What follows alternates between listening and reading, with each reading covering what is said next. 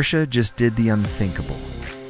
For the first time in history, the GT3 badge has lost its roof. This is the 2027 Porsche 911 GT3 SC. It's got the heart of a race car, the weight-saving obsession of the ST, and the open-air soul of a speedster. If you ever wanted to hear a 9,000 RPM flat six in high definition, this is your only option. Welcome back to DRX AUTO MOBI. Today we're driving the car that just made every other convertible irrelevant.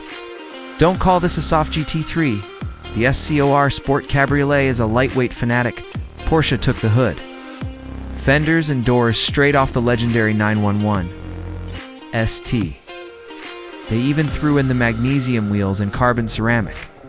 Brakes as standard to save nearly 60 pounds of unsprung mass. The result? A convertible that weighs just 3,267 pounds. That is lighter than most hardtop supercars on the market today. It's a pure, analog experience that refuses to compromise. There is no PDK option here. The SC comes exclusively with a 6-speed manual with ultra-short ratios. You get the full 500 horsepower delivered to the rear wheels. And because there's no roof to muffle the sound, the mechanical chatter of that 4.0-liter flat six is right in your ear. It hits 60 in 3.7 seconds and keeps screaming all the way to 194 miles per hour. This isn't about lap times. It's about the connection between your right foot and the horizon.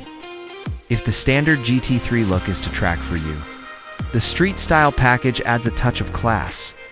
We're talking retro door graphics, 4-tone braided leather seats, and a stunning walnut with shift knob that feels incredible in the hand.